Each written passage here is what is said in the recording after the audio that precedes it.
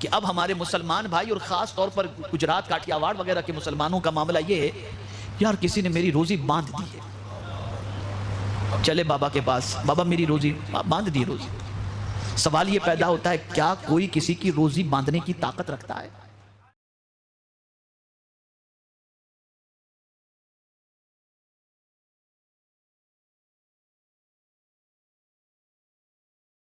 पहला हक अल्लाह की किताब का ये है कि उस पर ईमान लाया जाए, ये उसका पहला हक है। और सिर्फ ईमान मुसलमानों से या इंसानों से नहीं कहा जाता कि तुम ईमान लाओ, बल्कि जिस रसूल पर यह किताब नाजिल हुई वो रसूल भी इस किताब पर ईमान लाए। आमनर रसूल बिमा उन्जिल इलैहि मिर रब्बिही वल मुमिनून, रसूल ईमान लाए जो कुछ उन पर अल्लाह की तरफ से नाजिल हुआ उस पर, और मोमिनीन। तो पहला हक इस किताब के बारे में यह है कि इस किताब पर ईमान लाया जाए। तो आप सब कहेंगे हम तो ईमान लाए हैं इस किताब पर, हम तो इसे मानते अल्लाह की किताब। जिस तरीके से अल्लाह रब्बुल इज्जत जल्ल जलालहू को बंदा अपना रब मानता है, लेकिन परवरदिगार जल्ल जलालहू से मुतालिक जो तवक्कुल, जो यकीन होना चाहिए, वो यकीन की कमजोरी है। आपको मिसाल के जरिए समझाता हूं। हम ये अकीदा रखते हैं कि अल्लाह ही रिस्क देने वाला है, और फिर हमारी सिचुएशन ये होती है कि यार झूठ बोलेंगे तो रोजी नहीं मिलेगी, कदम डगमगा जाते हैं। और अल्लाह फरमाता है कि जितना तुम्हारे हिस्से का रिस्क है वो तुम्हें मिलेगा। और यहां एक और बात अर्ज कर दूं, जहां थोड़ी सी तंगी हुई रोजी के अंदर, कारोबार थोड़ा सा ठप पड़ा, कि अब हमारे मुसलमान भाई और ख़ास तौर पर गुजरात काठियावाड़ वगैरह के मुसलमानों का मामला ये है, यार किसी ने मेरी रोज़ी बांध दी है, चले बाबा के पास, बाबा मेरी रोज़ी बांध दी रोज़ी। सवाल ये पैदा होता है, क्या कोई किसी की रोज़ी बांधने की ताकत रखता है?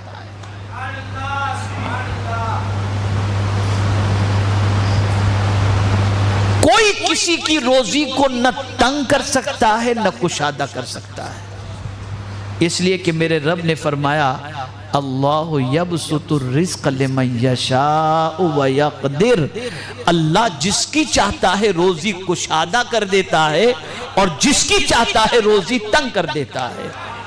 कोई बाबा किसी की रोजी को न बांध सकता है न कुशादा कर सकता है। हाँ, रसूल आज़म ने जो अमाल बताए उन अमाल पर अमल करो, अल्लाह रोजी में बरकत अता फरमाएगा। वो औरादो वज़ाइफ जो बुजुर्गों से मनकूल है उसे पढ़ो, रोजी में बरकत होगी। सूरह वाक़या पढ़ो, रोजी में बरकत होगी।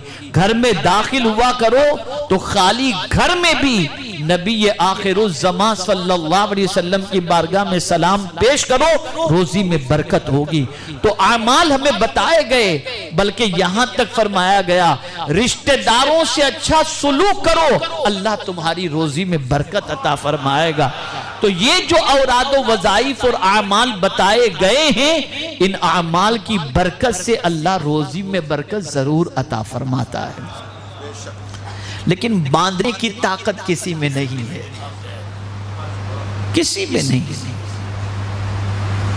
और अगर ताकत होती तो मैं समझता हूं कि सबसे पहले सारे दुश्मनों की रोजी आदमी बांध देता कि कोई मिले नहीं, भूखा ही मर जाए। तो बांधने की ताकत किसी में। हाँ, एक चीज है, नजर लग सकती है, और नजर की वजह से आपके कारोबार के अंदर दुश्वारियां आ सकती हैं। नजर हक है, नजर हक है। अगर किसी की बुरी नजर पड़ गई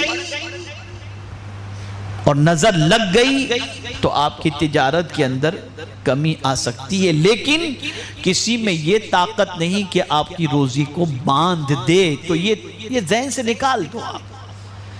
जिसके दस्ते कुदरत में रोजी देना है और वो जिसे चाहे कुशादा अता फरमाए, जिसे चाहे तंग फरमाए, उससे अपने ताल्लुक को मजबूत करो, वो तुम्हें अता फरमाएगा और जरूर अता फरमाएगा। तो अल्लाह पर ये यकीन रखना, ईमान रखना, कादिर वही है। दुनिया अगर चाहे आपको तकलीफ पहुंचाना, यकीन रखो अगर मौला चाहेगा तो ही तकलीफ पहुंचेगी। इसलिए कि कुरान ने कहा वही यमसस्कल्लाहु बिदुर्रिन फला काशिफ लहु इल्ला हु वही युरिदका बिखैरिन फला राद्द लिफद्लिही औ कमा काल। अगर अल्लाह किसी को तकलीफ पहुंचाना चाहे तो कोई उसकी तकलीफ को दूर नहीं कर सकता सिवाय खुदा के, और अगर अल्लाह किसी से भलाई का इरादा फरमाए तो पूरी दुनिया मिल करके भी उसका कुछ नहीं बिगाड़ सकती। ये रब का फरमान है। अकीदा ऐसा मानते हो इस तरह से अपने रब को?